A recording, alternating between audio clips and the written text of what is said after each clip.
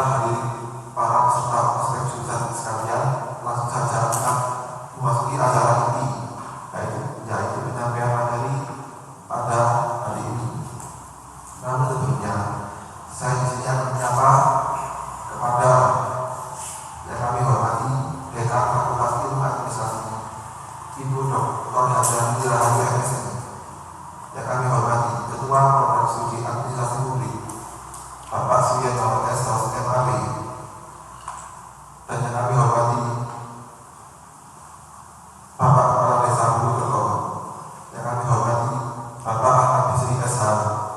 Yang kami hormati Bapak Hendra S. Setiawan SP.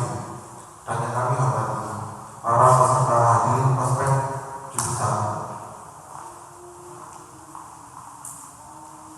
pada hari ini.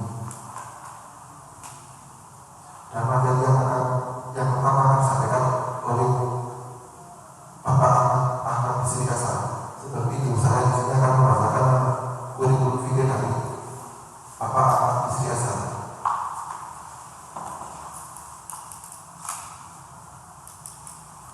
Kurikulum vitae. Nama Ahmad Bisri SH. Tempat tanggal lahir Malang 5 Februari 1985. Alamat Jalan Samsuri K4 nomor 5 RT 5 RW 2 Khusus Wilayah.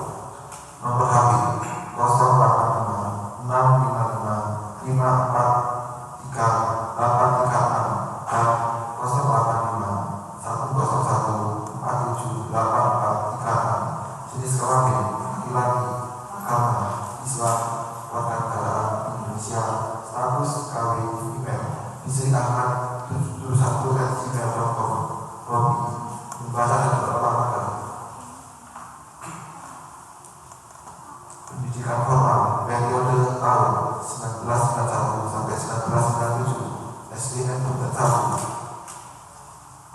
1997 sampai 2000, SMP Negeri 4 Batu 2000 sampai 2003, SMA 1 Batu 2012 2016, Universitas Islam Malang jurusan Hukum.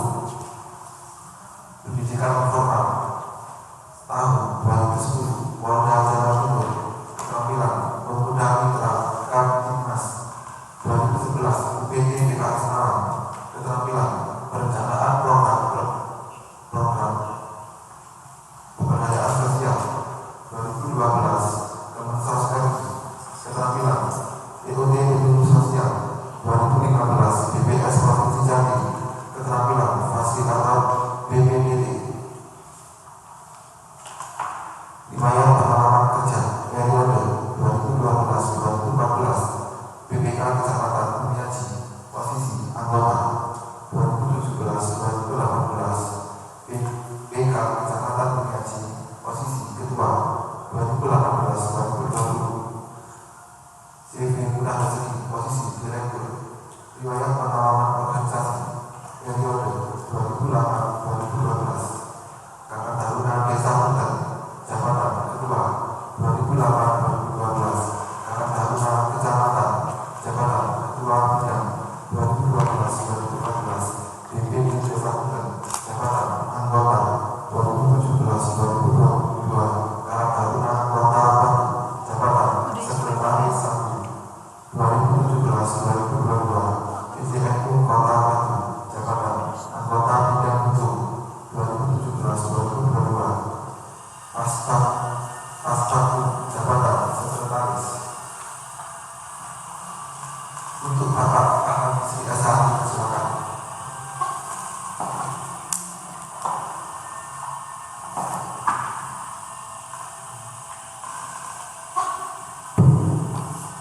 Bismillahirrahmanirrahim.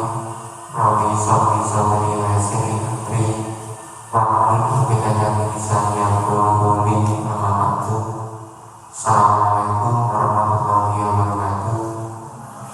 Yang saya hormati seluruh segenap rekan-rekan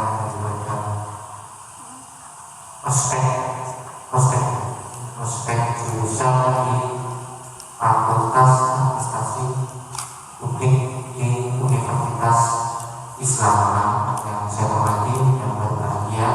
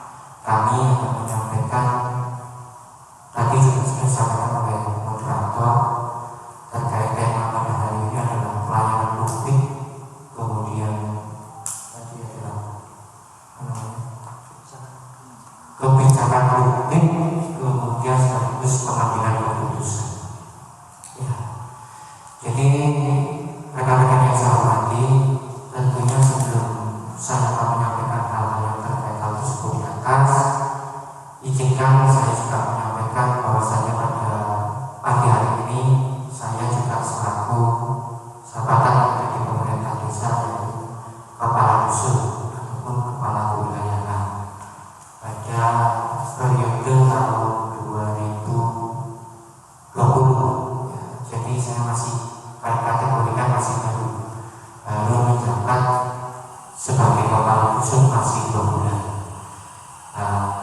Tetapi beberapa hal yang ingin saya sampaikan terkait hal-hal yang ingin terkait kebijaksanaan publik dan kebijakan publik sekaligus mengambil keputusan. Sebelum kita berbicara terkait pelayanan publik, maka kita berbicara tentang aturan dulu. Jadi kalau kita berbicara publik secara keseluruhan, maka ada undang-undang desa yang namanya Undang-Undang Nomor 6 Tahun 2014 tentang desa. Jadi Undang-Undang Nomor 6 Tahun 2014 inilah yang kemudian menjadi landasan utama bagaimana pemerintahan desa bisa kemudian menyelenggarakan pemerintahannya dengan baik. Apa hal-hal yang kemudian bisa disangkut ataupun diatur dalam Undang-Undang Nomor 6 Tahun 2014, yaitu terkait adanya pemberdayaan, ada penyelenggaraan, kemudian ada pembangunan dan lain sebagainya. Tentunya ada beberapa dasar hukum yang akan saya bacakan secara lanjut. Cuma kita di dalam definisi Undang-Undang Nomor 6 Tahun 2014 tentang desa memang tidak ada mengenai definisi secara khusus tentang desa. Tidak ada. Namun dalam peraturan perundang-undangan yang terdahulu memberikan sebuah definisi atas dusun, yaitu Undang-Undang Nomor 6 Tahun 1979 tentang pemerintah desa atau tentang pemerintahan desa. Pasal 1 huruf C Undang-Undang Pemerintah Desa memberikan definisi sebagai berikut. Dusun adalah bagian wilayah dalam desa yang merupakan lingkungan kerja pelaksanaan pemerintahan desa. Sementara itu yang disebut dalam pasal 8 ayat 4 Undang-Undang Desa, yakni hanya mengenai di dalam suatu desa dapat dibentuk dusun. Dalam perintah desa dibentuk dusun ataupun disebut dengan nama lain yang disesuaikan dengan asal usul adat istiadat dan nilai sosial budaya masyarakat desa. Jadi yang perlu diketahui bahwasanya dusun ini memiliki sebuah yang namanya kearifan lokal. Jadi di situ ada sebuah adat istiadat, ada asal usul, ada sosial budaya yang sebelum desanya ada, tapi dusun itu sudah lahir terlebih dahulu. Secara proses mengikat masyarakat secara keterikatan sosial di masyarakat di sekitar. Jadi seperti itu yang bisa kita lakukan dalam sebuah dusun. Dari teman-teman di atas dapat kita ketahui bahwa dusun merupakan adalah bagian yang tidak terpisahkan daripada sebuah desa. Jadi dari sebuah dusun kemudian membentuklah yang namanya adanya di desa. Ya, dasar hukum saya tidak akan membacakan, tetapi saya akan bacakan desa atau yang disebut dengan nama lain yang telah ada sebelum negara Republik Indonesia terbentuk, sebagaimana bukti keberadaan penjelasan pasal 18 Undang-Undang Dasar Negara Republik Indonesia tahun 1945 sebelum perubahannya menyebutkan bahwa dalam teritori negara Indonesia terdapat lebih dari terdapat lebih kurang 250 zat landscape atau medan scape seperti di desa di Jawa kami atau negara di Minangkabau, dusun dan marga di Palembang dapat dianggap sebagai daerah yang sangat istimewa. Negara yang bisa membuat kedudukan daerah tersebut dengan bisa dalam peraturan negara yang mengenai daerah itu untuk mengerti hak asal usul daerah tersebut. Oleh karena itu keberadaan wajib tetap diakui dan diberikan jaminan kebebasan hidupnya dalam negara kesatuan Republik Indonesia. Jadi desa ini adalah diakui. Jadi struktur pemerintahan, struktur pemerintahan, struktur negara yang paling kecil adalah desa yang diakui, karena tadi wajib tetap diakui dengan diberikan jaminan Jadi bisa memberikan jaminan terkait keberlangsungan hidupnya. Jadi bisa kemudian maka tadi dibentuk ada undang-undang desa nomor 6 tahun 2014. Kemudian desa memiliki fungsi pemerintahan keseluruhan, kemudian keuangan desa, ada pembangunan desa serta mendapat fasilitasi dan pembinaan dari pemerintah kabupaten kota. Dalam posisi seperti ini, desa mendapat perlakuan yang sama dari pemerintah dan pemerintahan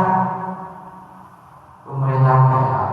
Oleh sebab itu, di masa depan desa dapat melakukan perubahan wajah desa dan tata kelola penyelenggaraan pemerintahan desa yang efektif, pelaksanaan pembangunan yang berdaya guna, kemudian serta pembinaan masyarakat dan pemberdayaan masyarakat di wilayah.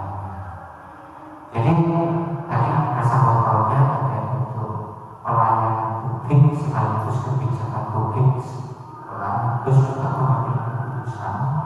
Maka desa ini memiliki tata kelola pemerintahan yang efektif, harus efektif. Jadi tidak boleh dia tidak efektif.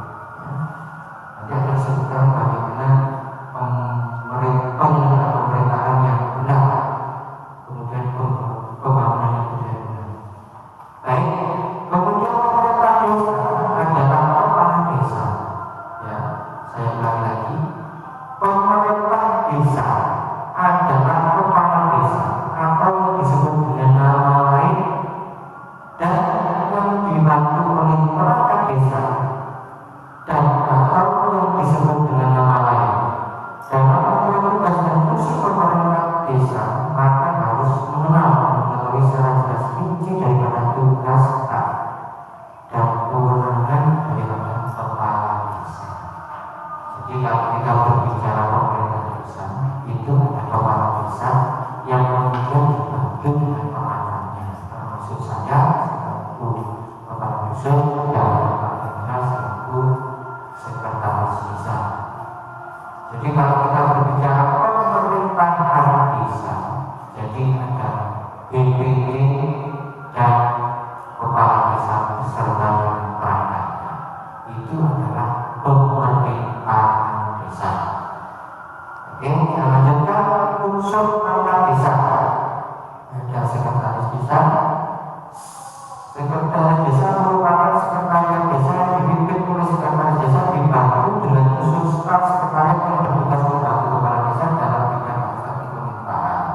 Kemudian pelaksana kelurahan ataupun kepala dusun, ya, merupakan pelaksana kelurahan yang membantu kepala desa sebagai satuan tugas di wilayah. Kemudian ada pelaksana teknis, merupakan pelaksana teknis unsur membantu kepala desa sebagai pelaksana tugas operasional. Jadi tugasnya masing-masing sudah disesuaikan dengan peraturan yang ada. Kemudian tugas dan fungsi kepala dusun secara lengkap akan saya sampaikan.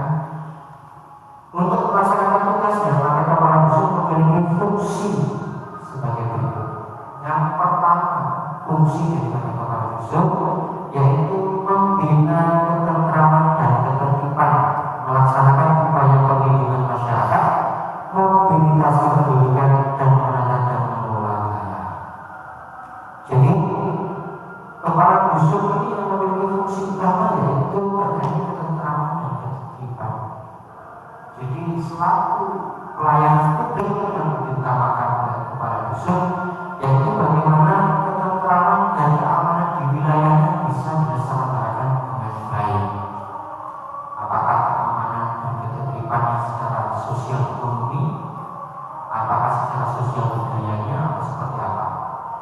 Jadi ketentraman dan ketertiban itu memang harus dilakukan dengan baik agar roda pemerintahan ataupun sampai dengan pelayanan publik tidak sampai bisa terganggu. Kalau terganggu, maka pelayanan publiknya juga akan terganggu juga. Jadi ya. Kemudian memfasilitasi ataupun kalau pelaksanaan kegiatan PK pelaksana kegiatan negara. Dalam pelaksanaan pengadaan barang dan jasa dalam hal sifat dan jenis kegiatan yang tidak dapat dilakukan sendiri. Jadi kepala dusun itu bertugas juga dapat membantu yang namanya kasih dalam hal apa? Dalam hal untuk melakukan kegiatan pengadaan barang ataupun pengadaan barang ataupun jasa yang tidak dapat dilakukan oleh kasihnya. Jadi kita sifatnya hanya membantu. Kemudian yang ketiga yaitu mengawasi pelaksanaan pembangunan di wilayah kerjanya. Jadi kepala dusun ini juga memiliki fungsi terkait bagaimana pelaksanaan pembangunan di bidang infrastruktur ataupun di bidang sumber daya manusia. Jadi ini harus dilakukan yang namanya pengawasan.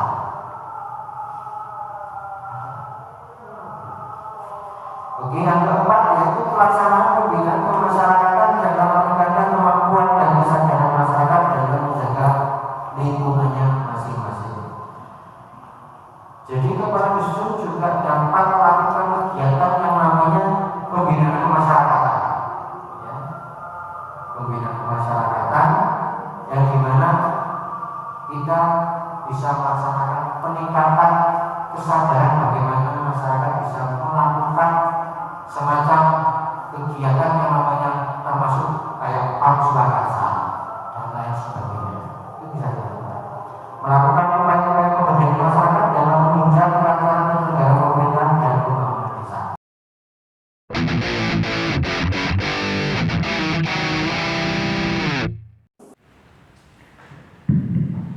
Baik, saya lanjutkan kembali. Kami akan membacakan terkait visi dan misi Kepala Desa Purwokerto periode 2016-2022, yaitu membangun tata kelola pemerintahan yang baik untuk mewujudkan desa wisata berbasis pertanian. Kemudian terkait penyelenggaraan pemerintahan desa, ada beberapa asas.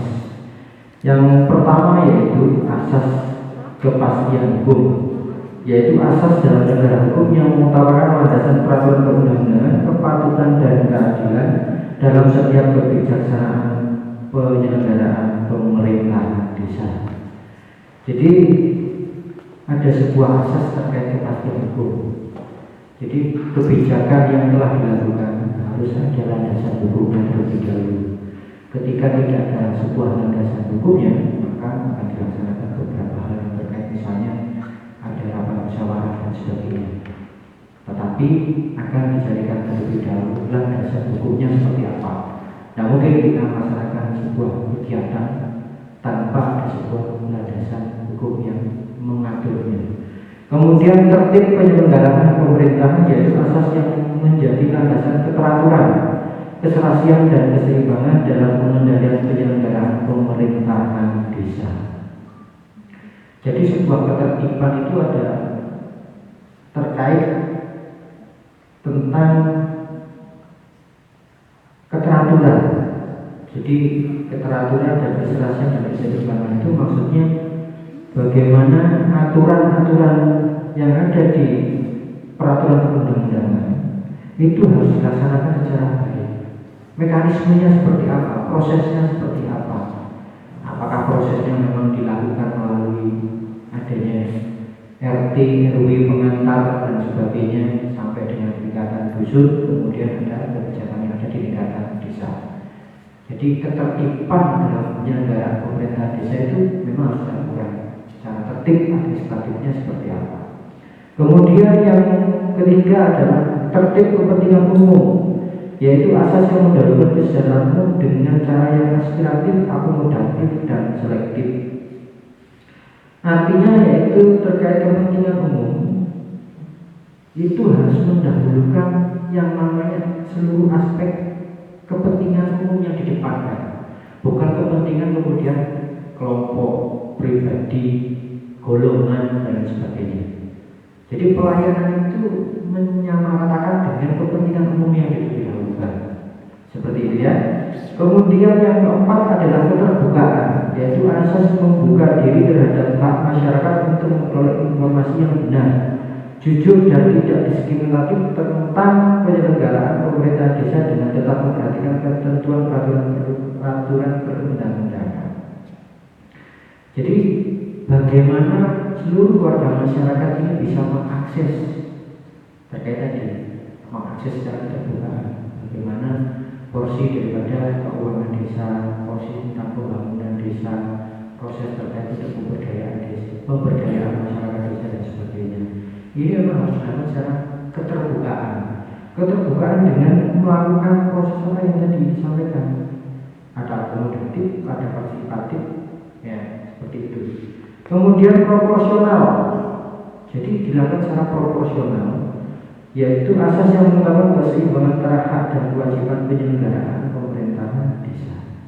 Jadi hak dan kewajiban harus dilakukan secara seimbang. Kemudian dilakukan dengan profesionalitas, yaitu asas yang mengutamakan keahlian yang berdasarkan kode etik dan ketentuan peraturan perundang-undangan. Jadi terkait penyelenggaraan pemerintahan desa itu dilakukan dengan cara yang profesional.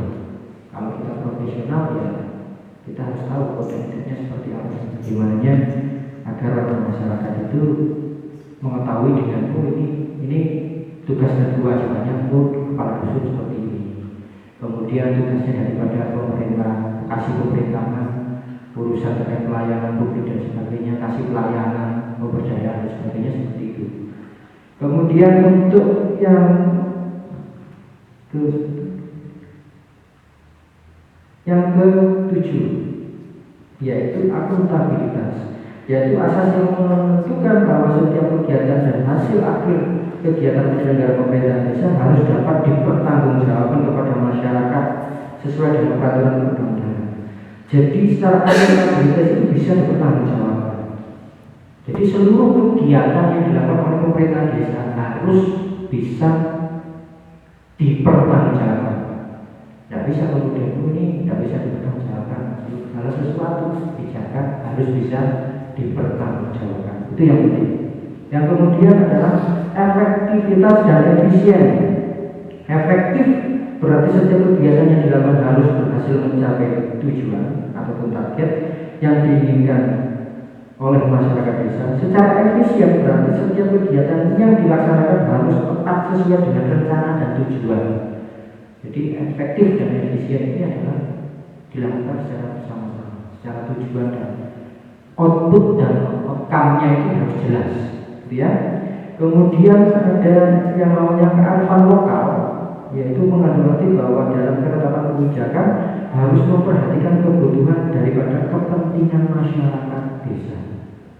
Jadi kearifan lokal itu bagaimana masyarakat desa ini kemudian bisa hidup dan tumbuh dan berkembang atas dasar prakarsanya dari masyarakat itu sendiri.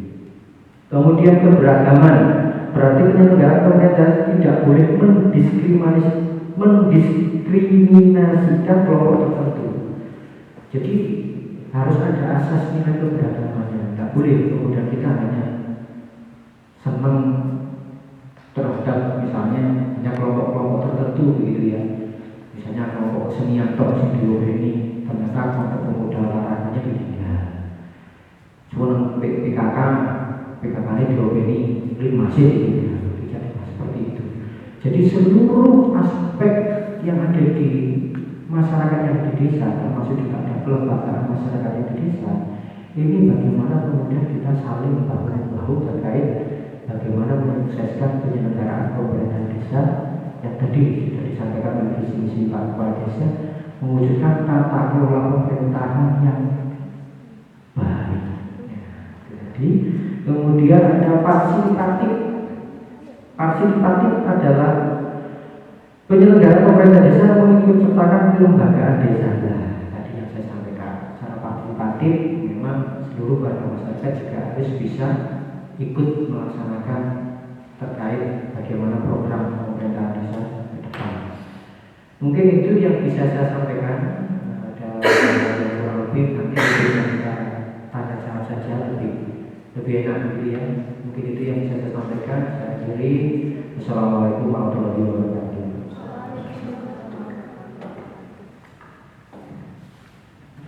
Terima kasih kepada Bapak Aksa Bisri selaku materi 1 dan dilanjutkan materi 2 yang oleh Bapak Hendra Setiawan. Sebelum ke masuk ke materi, saya akan membacakan kurikulum vitae dulu. Kurikulum vitae: nama Hendra Setiawan SP, tempat tanggal lahir Malang 10 Maret 1990, alamat Jalan Munawar nomor 23 RT 3 RW 1, nomor HP 081 3855 16 795, jenis kelamin laki-laki, agama Islam, warga negaraan Indonesia, status belum nikah, email henstiawan10@gmail.com, riwayat pendidikan formal 2014 sampai dengan 2009 Universitas Brawijaya, 2005 sampai dengan 2008 SMA Negeri 1 Batu, 2002 sampai dengan 2005 SLDP Negeri 1 Batu, 1996 sampai dengan 2002 SD Negeri Hulu Kartika. Pendidikan non formal 2018 Inspektor Lembaga Sertifikasi Organik Selo 5 2020 Duta Petani Milenial Kementerian Pertanian, 2016 PWNP Kementerian Pertanian. Pengalaman kerja Sekretaris Desa Purwokerto, Kepala Dusun Jangan Desa Purwokerto. Proyek upaya khusus peningkatan produksi padi jagung keledai Kabupaten Ponorogo. Proyek upaya khusus peningkatan produksi padi jagung kedelai Kabupaten Malang. Pendamping program FEAT Farmer Empowerment Through Agricultural Technology and Information Kabupaten Malang.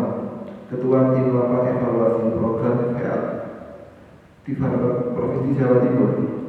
Proyek pertanian organik Curungan Nangka Bogor. Tim Lapan Proyek Analisis Distribusi Tabung LPG ikan Curungan. Analisis potensi wilayah pertanian dengan pendekatan agribisnis Kabupaten Tuban. Program wirausaha muda mandiri pertanian Universitas Brawijaya. Tim Lampang disertasi analisis potensi wilayah Kota Batu. Proyek pemetaan potensi wilayah pertanian Kabupaten Ponorogo. Asisten dosen mata kuliah Sosiologi Pertanian, asisten dosen mata kuliah Bahasa Indonesia, asisten dosen mata kuliah Pemasaran Hasil Pertanian, asisten dosen mata kuliah Pemberdayaan Masyarakat dalam Agribisnis, asisten dosen mata kuliah Ramalan Usaha Bisnis, asisten dosen mata kuliah Metode Kuantitatif, asisten dosen mata kuliah Perilaku Konsumen, asisten dosen mata kuliah Manajemen Produksi Pertanian, asisten dosen mata kuliah Dasar Budidaya Pertanian, asisten dosen mata kuliah Dasar Komunikasi, asisten dosen mata kuliah Manajemen Keuangan, asisten dosen mata kuliah Pertanian Berkelanjutan, dan lain sebagainya. Pengalaman organisasi 2007 sampai dengan 2008, anggota OSIS SMA 1 Batu. Keahlian tambahan, keahlian komputer MS Word, MS Excel, dan Microsoft PowerPoint. Demikian untuk Bapak Hendra Setiawan. Assalamualaikum warahmatullahi wabarakatuh. Terima kasih teman-teman dari ospek jurusan angkatan 2019 dari UAS Akomodasi Publik Unisman. Sebelumnya perkenalkan, nama saya Hendra Setiawan selaku Sekretaris Desa Purwokerto. Sebelumnya juga memohon permintaan maaf dari Bapak Kepala Desa kita, Bapak Suwatoro, karena tidak bisa hadir di acara ini. Langsung saja nih teman-teman. Tadi sudah banyak dijelaskan oleh Bapak Ahmad Bisri mengenai apa itu desa sesuai dengan Undang-Undang Nomor 6 2012. seperti apa itu desa, seperti apa itu lembaga desa, terus seperti apa mekanisme pembentukan desa dan lain sebagainya. Nah, jadi untuk apa namanya materi siang ini dari kebijakan publik, pelayanan publik serta pengambilan keputusan. Jadi saya akan apa namanya menjelaskan secara singkat saja, soalnya tadi sudah dijelaskan banyak sama Mas Wisnu tentang undang-undang dan lain-lain. Menjelaskan secara singkat bagaimana mekanisme dari pemerintah desa Purwokerto menentukan kebijakan pelayanan publik dan pengambilan keputusan publik. Jadi di pemerintah desa Purwokerto untuk kebijakan pelayanan dan pengambilan keputusan yang disampaikan oleh itu sudah banyak. Kita sesuaikan dengan undang-undang yang mengatur dulu, undang-undang tentang desa, undang-undang turunan-turunan seperti itu. Jadi ada beberapa kiat-kiat yang memang kita lakukan sesuai undang-undang, dan ada beberapa kiat-kiat yang memang inisiatif dari pemerintah desa Purwokerto dan masyarakat desa Purwokerto. Jadi dalam kebijakan atau penentuan keputusan pelayanan kebijakan itu kita selalu bermusyawarah ya, dengan lembaga-lembaga yang ada di desa. Jadi fungsi dari lembaga-lembaga yang ada di desa itu sangat penting, seperti apa yang tadi dijelaskan oleh Bapak Visi. Sangat-sangat penting untuk memang apa namanya supaya roda pemerintah di desa Purwokerto ini berjalan. Saya kasih contoh saja langsung deh, Mas Pak. Saya langsung kasih contoh beberapa kebijakan. Misalkan pelayanan publik, salah satu contoh sederhana untuk administrasi surat menyurat ataupun perizinan ataupun administrasi kependudukan itu kita sesuaikan dengan perda ya, kita sesuaikan dengan perda, kita mulai dari undang-undang daerah di Kota Batu. Nah, terus ada lagi kebijakan tentang administrasi pengelolaan dana desa. Kita sesuaikan dengan Permendagri nomor 13 2020 untuk melibatkan lembaga-lembaga sebagai apa namanya pengguna anggaran seperti itu. Jadi tentang pengelolaan dana desa kita juga apa namanya mengikuti undang-undang di mana di dalam undang-undang tersebut juga dijelaskan bagaimana sih kita cara mengelola anggaran desa, harusnya melalui musdus. Jadi ada tahap-tahapannya, ada mekanismenya. Misalkan giat-giat yang nanti dilakukan oleh pemerintah desa itu adalah giat-giat dari usulan masyarakat melalui musdus. Itu untuk tahap pertama, melalui musdus. Jadi dari musdus ditampung apa sih usulan-usulan masyarakat yang nanti bisa dijadikan giat di pembangunan tahun 2021 itu melalui musdus. Setelah musdus kita tampung usulan-usulan tersebut, baru apa namanya kita tampung di musdes, di musyawarah desa. Jadi di desa Purwokerto sendiri ada padusun. Jadi nanti ditampung di musdes. Setelah semua usulan tercampur, nanti kita bahas di tim RKP. Di tim RKP itu untuk menentukan skala prioritas usulan-usulan yang ada di masyarakat. Siapa apa namanya, siapa anggota-anggota dari tim RKP itu adalah semua perwakilan, semua lembaga-lembaga yang ada di desa Purwokerto, misalkan Linmas, Ibu PKK, Karang Taruna, terus apa lembaga keagamaan dan lain-lain sebagainya. Jadi asas kita untuk menentukan pengambilan keputusan serta kebijakan dan pelayanan publik itu berdasarkan musyawarah seperti itu. Nah, jadi itu contoh dari apa namanya pengambilan dan pelayanan publik, pengambilan keputusan dan pelayanan publik dari segi administrasi pemerintah desa Purwokerto. Ada juga beberapa keputusan yang kita itu inisiatif sendiri. Jadi ada beberapa kiat-kiat dari usulan masyarakat yang itu tidak dicantumkan di undang-undang, tidak disebutkan di undang-undang. Kita musyawarahkan dengan lembaga-lembaga yang ada di desa Purwokerto. Misalkan kita punya BPD, Badan Permusyawaratan Desa. Nah, BPD bertugas atau berfungsi untuk menjaring aspirasi dari masyarakat di Desa Wonorejo. Jadi BPD ini ada produknya, ada perdes, peraturan desa, yang itu produk tersebut diambil dari usulan-usulan masyarakat yang pada saat itu urgent untuk diatur gitu, seperti itu. Jadi BPD ada badan inisiatif dan perdes rutin. Mungkin kalau perdes rutin itu berupa administrasi saja. Kalau misalnya perdes inisiatif itu dari usulan-usulan masyarakat, contoh seperti ini. Jadi kemarin kita BPD dari usulan masyarakat itu ingin membuat aturan yang mengatur tentang pengelolaan sumber mata air yang ada di Desa Wonorejo. Itu dari usulan warga, nanti diangkat BPD sebagai perdes seperti itu. Ya mungkin saya hanya ngasih contoh singkat menjelaskan mekanisme bagaimana pemerintah Desa Wonorejo mengelola kebijakan publik, mengelola pelayanan publik serta pengambilan keputusan yang ada di Desa Wonorejo. Mungkin singkat itu aja. Terima kasih. Assalamualaikum warahmatullahi wabarakatuh. Terima kasih Mas Sebastian. Kita masuk ke sesi tanya jawab. Untuk ke Pak Bistri ya, mengenai kebijakan publik Pak ya. Yang pertama, ini Pak, bagaimana kebijakan pemerintah desa dalam mempercepat roda perekonomian desa dan meningkatkan pendapatan masyarakat. Gimana Pak?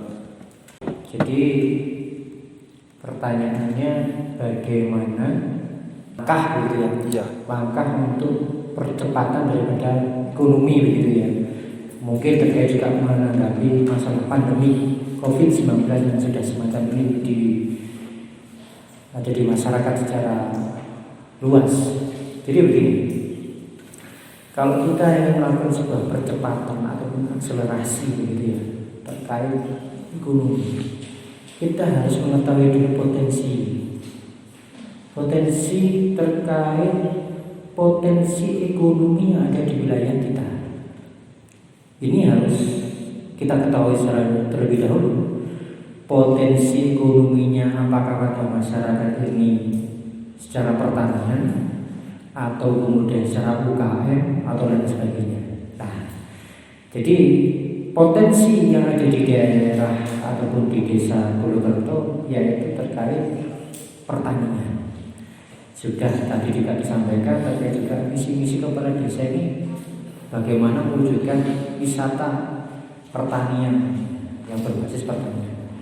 Nah, dari potensi-potensi yang telah kami catatkan dan kami inventarisir yang ada di Desa Wonorejo dan sebagainya, maka salah satunya kemudian yang akan dilaksanakan oleh kita nanti akan membuka atau membuat sebuah website, ya, website yang ada di desa ataupun profil desa dan sebagainya. Itu nanti akan membuat bagaimana usaha-usaha pertanian ataupun usaha-usaha ekonomi produktif yang ada di masing-masing masyarakat ini bisa diakses oleh orang banyak.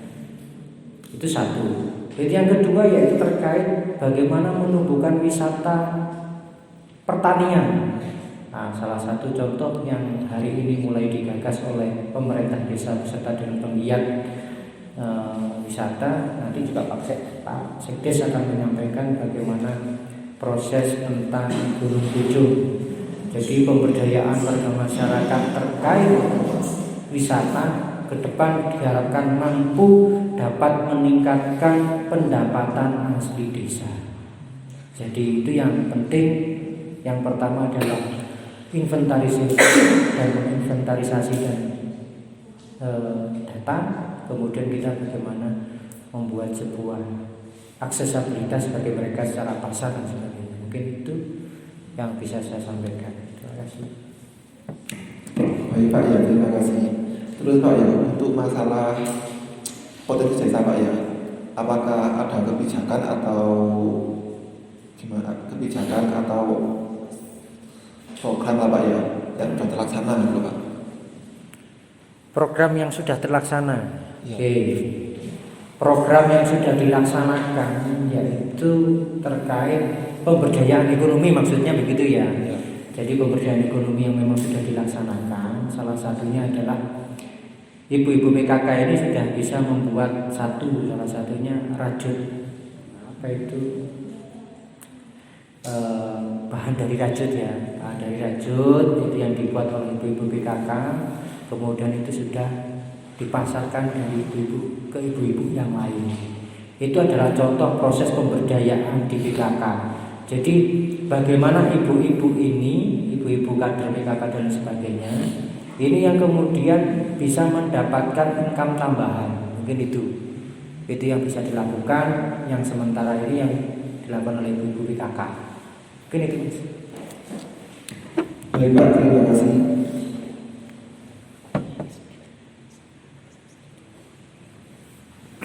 Untuk pertanyaan yang kedua kepada Mas Hendra Setiawan, bagaimana arti mengenai pembangunan desa yang dilaksanakan oleh pemerintah desa dengan mengikutsertakan masyarakat, itu gimana artinya Pak ya? Artinya kita ada beberapa jenis pembangunan fisik dan fisik, dan kita harus melibatkan semua elemen masyarakat, lembaga-lembaga kemasyarakatan atau masyarakat itu sendiri. Seperti itu. Untuk pembangunan fisik kita menggunakan pola padat karya. Nah, jadi untuk pembangunan kita tetap ambil bekerja dari wilayah lokal. Kita padat karyakan mereka supaya mereka dapat mengelola penghasilan dan roda perekonomian di desa itu bisa berputar seperti itu. Sehingga daya beli masyarakat di desa berputar itu semakin meningkat. Terus ada juga pembangunan yang non fisik itu pembangunan giat-giat tersebut kita upayakan di giat-giat pemberdayaan masyarakat. Nah, jadi untuk kebetulan di tahun 2021 mendatang itu instruksi dari Kemendagri 13 untuk pengelolaan dana desa kita lakukan di program-program banyak di pemberdayaan dan kewisata seperti itu. Makanya untuk program pemberdayaan yang sudah disebut ada seperti Raju, terus seperti kita juga ada komunal kampung yang digelar Bangkok yang ada di dalam Bangkok desa Desa itu kita sudah ada lahan komunal itu dikelola oleh RW. Terus juga ada pertanian organik sudah sertifikasi juga di lembaga sertifikasi itu yang dikelola kelompok-kelompok tani seperti itu. Jadi ada beberapa memang giat-giat yang kelompok-kelompoknya itu memang kita butuh masyarakat seperti itu. Jadi Baik Mas, terima kasih ya. Lanjutkan pertanyaan ketiga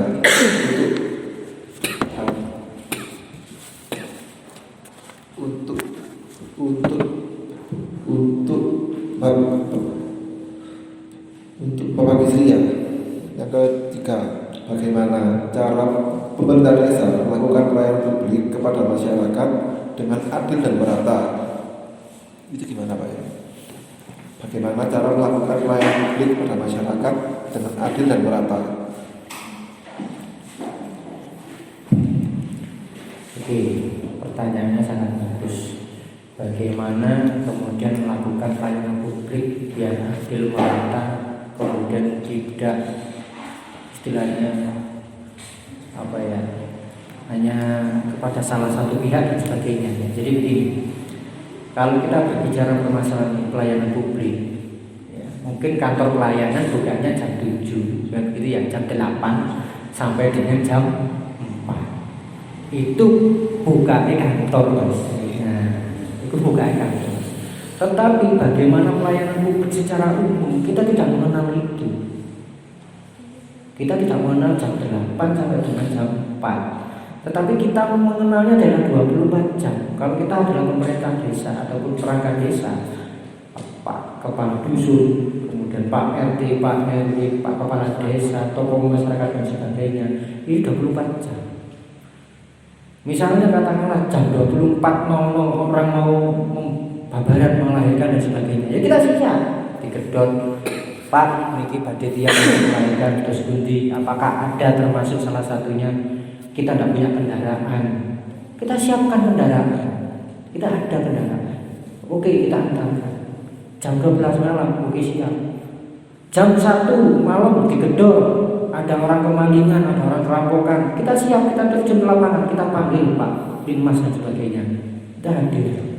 Jadi pemerintah desa ini hadir dimanapun dan kapanpun.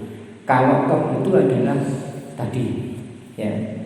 Untuk terkait administratif, nah ini administratif.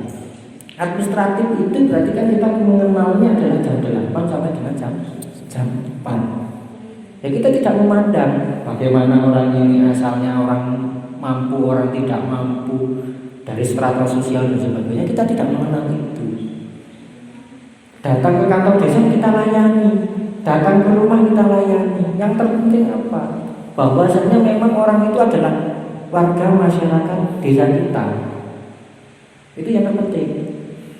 Gimana kalau kemudian bukan warga masyarakat kita datang juga ke kita, ya tetap kita layani. Permintaannya apa? Mau buat surat pengurusannya seperti apa? Kalau tahu itu administratif. Selama aturan itu kita tegakkan. Jadi begini, ada semacam, ya kita harus mengenal artinya adil dan sebagainya harus sesuai dengan aturan yang berlaku. Begitu ya. Kalau kita mau adil, bagaimana misalnya seorang orang mau minta surat keterangan tidak mampu, bagaimana?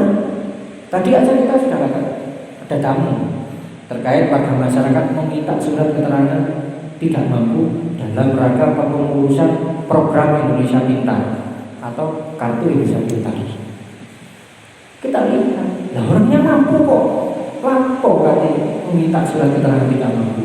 Ya akan kita sampaikan, Pak, surat keterangan tidak mampu ini diperuntukkan bagi warga masyarakat yang kurang mampu.